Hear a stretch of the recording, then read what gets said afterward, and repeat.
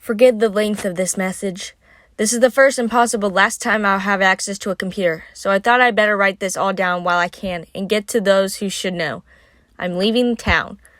I don't know where I'm going. I just have to get far away as I can. Okay, so as some of you may know, I took out a loan and opened my own auto shop a little over a year ago. Business has been going decently well. I can't complain, and I've been very grateful for all my customers who would come to me exclusively when God knows where all those already established places in town. I've been doing well enough that I may be able to hire on my buddy Neil for a month. I've been doing well enough that I was able to hire on my buddy Neil a month ago. He's been working really hard and helping me out really well, as I always knew he would. Well, I need to take a day and go to a layman's class with Rebecca last month, so I entrusted the shop to Neil for the morning and most of the afternoon.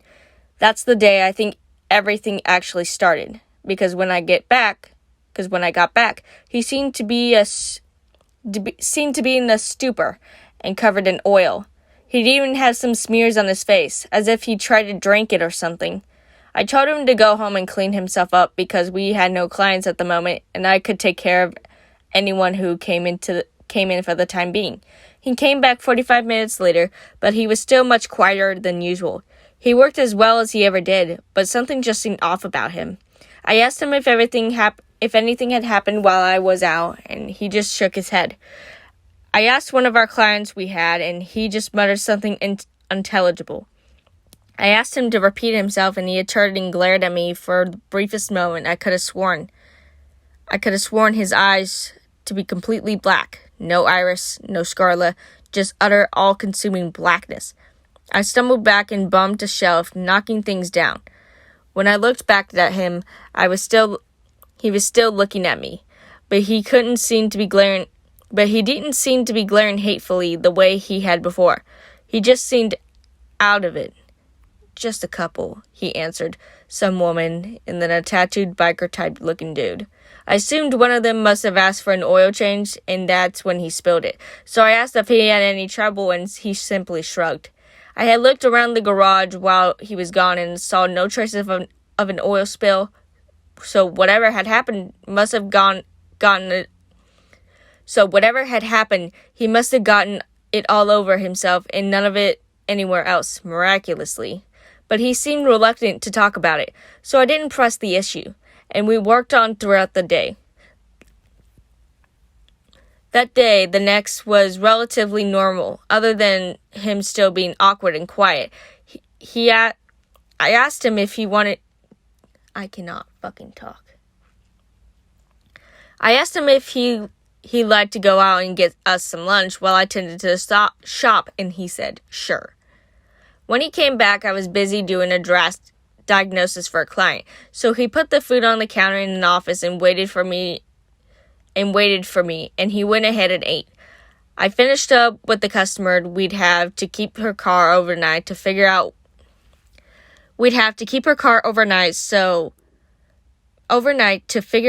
why it kept dying on her, so I asked Neil to give her a ride home, and then I went to grab my food. He brought me some Chinese food and an iced tea, and I opened the soy sauce packet to pour some over my food when I noticed something strange. I cannot fucking talk. Maybe that's what happens when you read Zalgo. You can't fucking talk. It was as if the soy sauce was a living thing somehow, spreading out like dozens of squirming ink black maggots. When it fell onto the fried rice, it was burning itself inside. I took the fork and started to scoop out the rice to look deeper inside. The small smoky tendrils would rise from the rice occasionally and dissipate. I was incredibly hungry at that point, but I was too creeped out to eat, so I chucked it in the iced tea in the garbage and decided I'd wait until I got home that evening to eat something I'd prepped with my own hands.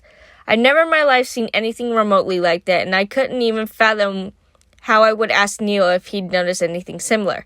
As cold and distant as he's been recently, I was sure he'd look at me like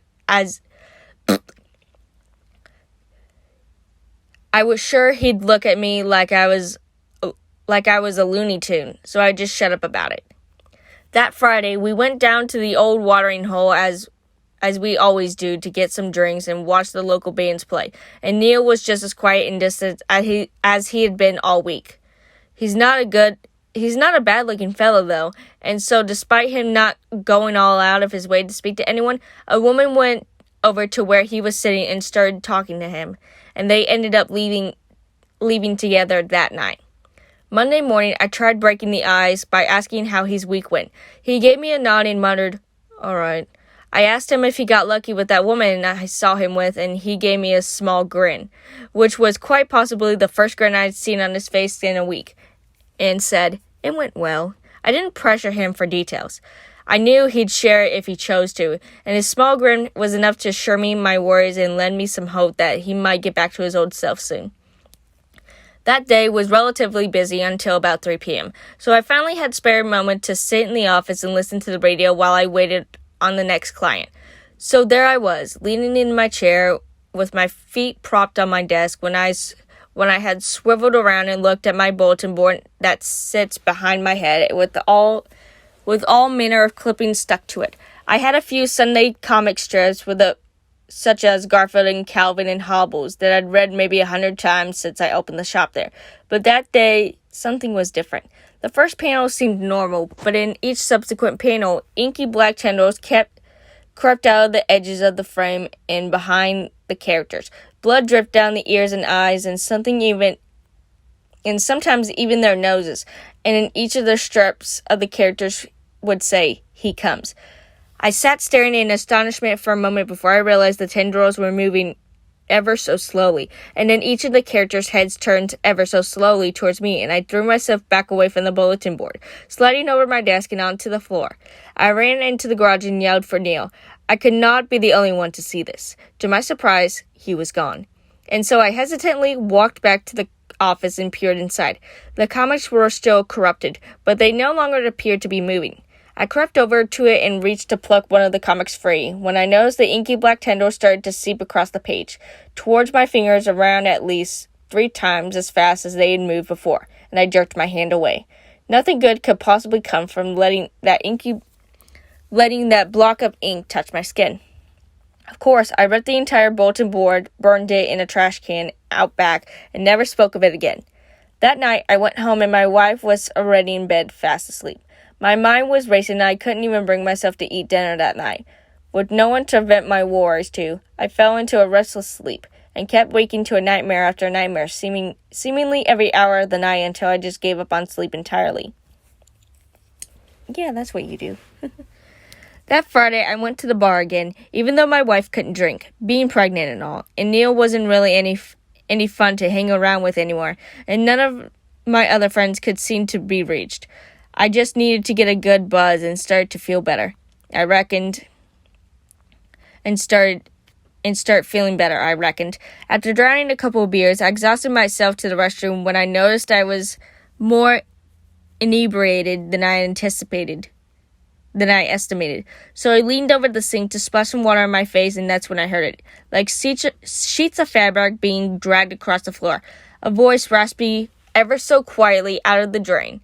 It sounded like a prolonged exhale for a long time until I finally recognized the words hidden amongst all those vowels. "He comes." Cracks appeared in the porcelain, sneaking out of the ring around the drain. At least, they looked like cracks at first, but after a few seconds, I recognized them as the same tendrils of the corruption I'd seen in the comics earlier that week. Snaking their way slowly along, I stumbled backwards out of the bathroom night and right into someone's chest. I turned around and stared up into the pitch black eyes of a 6.5-foot biker with tattoos covered every piece of exposed skin besides his hands and head. I stumbled quickly away from him, and his evil pierced gaze followed me as I retreated through the bar. It felt like a dream, where whenever they're running for their life feels like running through the quicksand. As I walked across the room, I noticed the biker wasn't the only one staring at me. It seemed every pair of eyes in place were focused on me, and more than half of those appeared to be perfectly black, with no hint of iris or scarlet. A few lips moved, and though I couldn't hear the voices, the sound of the jukebox, I could easily guess what they were saying. He comes. I didn't get a wink of sleep that night. I haven't been getting much sleep for the past couple of weeks, as a matter of fact, which I'm guessing those of you who've spoken to me recently could have guessed. I keep seeing those pitch black eyes staring at me. I'm afraid everyone will see and turn and whisper those words to me, staring deep into my soul with that evil glare. Every time I go near a sink or go to grab a bite to eat, I'm afraid that I'll see those inky snake tendrils squiggling towards me. Even my wife has seemed cold and distant lately. Maybe because she's pregnant. Then tonight, as I'm driving home from work, struggling to keep my eyes open so that I don't drift into oncoming traffic, my cell phone rang and it was Rebecca. Hi.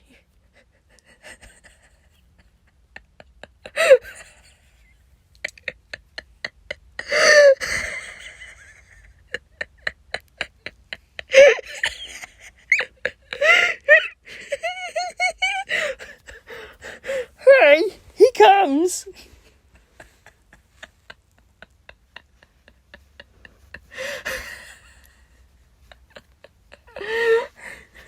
He comes. Hey.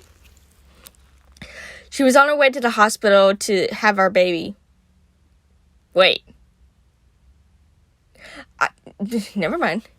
She was on her way to the hospital to have her baby for the first time in 2 weeks. I was actually happy. She was in labor room, strapped to a monitor when I got there, watching for her contractions. She barely noticed when I walked in, but didn't seem startled when I sat down beside her and took her hand in mine. I tried talking to her, but she was unresponsive, and I was so tired I didn't realize I had started to drift off to sleep until the nurse came in and started moving her to the delivery room. About half an hour later, I put on my scrubs and hairnet and went in with her to hold her hand and coach her through like they trained us in Le Mans. When she started cursing and screaming, normal. I was prepared for that, as well as her ever-tightening grip on my hand. But when I saw movement in her tummy, my mind started to reel. The doctor said the baby was crowning and told her to push. I echoed his orders, and she screamed at me with a voice I couldn't begin to describe. When I looked down at her, I saw her staring at me with those same eyes I'd seen on the biker, the same eyes I thought I'd seen on Neil weeks before. I tried to jerk my hand away, but she maintained her grip. Black tar-like tendrils squashed the front of the doctor's scrubs, but he seemed to pay no heed. When I looked at her tummy again, black veins seemed to stand out beneath her skin, pulsating. She continued to stare at me, and she was no longer screaming, just grinning, those obstinate eyes boring into me. To invoke the Nezarpian have mind of chaos, she breathed in a raspy voice. He who waits behind the wall, the doctor continued as he stared down at the child, my child, lying silently, cradled in his blood-stained hands. He looked up and raised the baby, and it appeared to be covered in inky black liquid, much like that had covered Neil a couple of weeks prior. It did not cry out, but it was alive. It had moved when it held up. When its eyes opened, they were black as my wife's, as black as the doctor's. In unison, they all breathed his name, Zalgo. I ripped my hand free of my wife's iron grip and stumbled out of the room, barreling into the nurses, passing in the corridor just outside. When I stood up and looked into the back room, I could see the inky black tendrils seeming to extend from the doctor and my newborn across the floor where I stood. I turned and ran down the hall to elevate my slammed finger into the buttons. When I looked back, the tendrils had come into the hallway, yet no one else seemed to notice until I slithered over their feet and up their legs, at which point they abruptly stopped, turned, and looked at me with those same obstinate eyes. I abandoned my effort to call the elevator and broke into a panic and ran through the stairs. I ran down the 15 flights of stairs all the way down to the lobby, tore ass out of the parking lot, hopped in my car, and started driving. I didn't know where the fuck I was going. I had to get the fuck away from there. I didn't know I was going crazy. It certainly seemed like it, but it can't be around anyone I knew anymore. They all have the same eyes and those same dead stares, and even my child.